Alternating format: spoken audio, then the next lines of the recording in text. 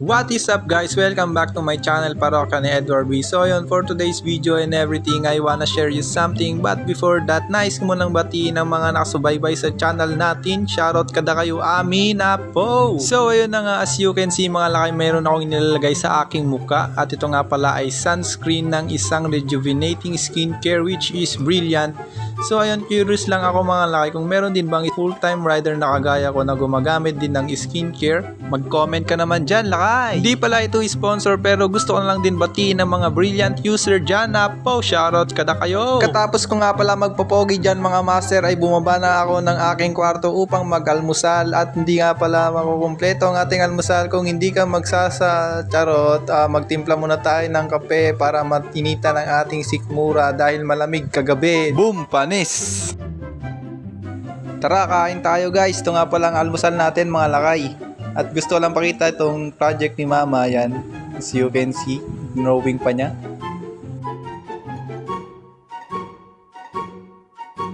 Kaya yun, shoutout na lang din kay Mama mga lakay. Ayan yung kanyang tinahi. At binawasan niya pala yan mga lakay kasi masakit daw sa kanya. Ay sorry, niluwagan pala. Hahay! So ayun, pagkatapos kong mag-almusal mga lakay, umakyat uli ako sa aking kwarto upang maglagay ng tawas dahil nakalimutan ko. Pagkabaw kan Joe! At pag na rin kalimutan mga lakay dahil pampaiwas din yan ng malas at para naman gumaan ang inyong buhay at ang buhay ng inyong katabi. Dahil due date ng aking legendary Esmas ay kinuha ko na rin itong papel niya. Dito naman guys ay yung pambayad natin ay tinatabi ko sa bawat biyahe ko. Wow, kinina pa Yards! Palabas na nga ako ng bahay mga lakay at pinasabay nga pala ni Mama ang kanyang radyo dahil sira ng kanyang charger. Tara, hanapan natin. Shoutout na rin lakay sa Mama at Papa mo na mahilig makinig sa radyo. Wow, gimas Yards! Medyo kalbo na nga pala mga lakay ang gulong ni Legendary Esmas natin, kaya naman dinala ko na siya dito sa shop. Ang 6 months na kasi mga lakay simula nung nailabas ko sa kasa, kaya naman gusto ko na siyang palitan ng tubeless na gulong. Pero ang naging ending,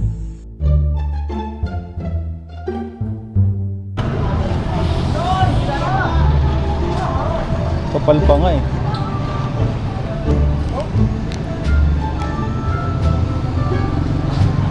Makapal pa. Saka na lang idol, mga lakay. Makapal pa yung gulong mga lakay. Saka na lang. Sayang kasi no. Sulitin ba? So ayun mga lakay, hindi naman sa nagtitipid ako pero nagtitipid nga. Kinapa ko muna yung gulong at makapal pa naman. So ayun, kalbo lang siya tignan. Pero siguro abot pa ito ng mga ilang araw. Wow, nagkuripot ni Yards! Kaya naman hinanapat ko na lang ng charger itong radyo ni Mama. At dito nga ako unang pumunta mga lakay. Boss, tanong ko lang, meron ba yung cords? Ha?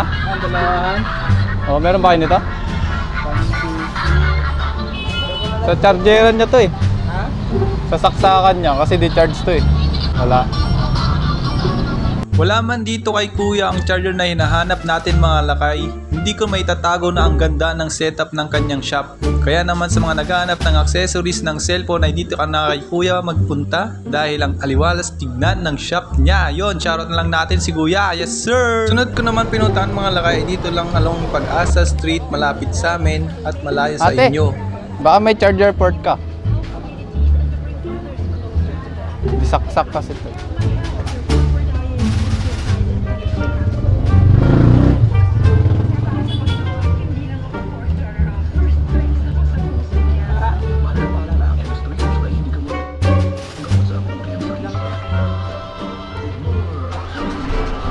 Ha? Okay. Saan ba? Paano ba yun?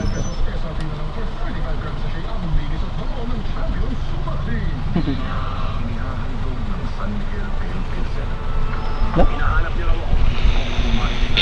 Magkano to te? Ayun, sasalta na. Sige te, kunin ko 65. Ha? Firefly. Itong charger te, local lang. Naputol kasi yung ano eh. Pero pwede na no. Salamat po. Thank you te. Pagkatapos ko nga dito kay ate mga lakay, dumiretso muna ako sa karwasyan upang madagdagan ng kanilang kita. Bait mo naman, Joe! Syempre, hugasan muna natin si Legendary Esmas mga lakay upang malinis naman tignan bago natin bayaran. Baka naman sabihin ating pinapabayaan. Di wow! So yun mga lakay, pagkatapos kong hugasan ito si Legendary ay pumunta na nga ako dito sa Motor Trade upang hulugan. Sana masalo nila ate. Dito nga lang pala ito mga lakay sa Phase 2 Pinagsama, tapat ng 7-Eleven. At dito na rin ako paparada mga lakay kasi nung nakaraan nasita ako ng enforcer sa tabi ng Motor Trade. Lipat ko daw dito kung ayaw kong matikitan. Abay, napakabait nga naman. Ma'am, for payment po. Share ko lang din pala sa inyo mga lakay itong kinuha kong Legendary Esmas. Bali nag-down ako ng 6,500 for 2 years. Repeat buyer na pala ako sa kanila mga lakay. Kaya ang rebate ko sa unang taon ay less 500.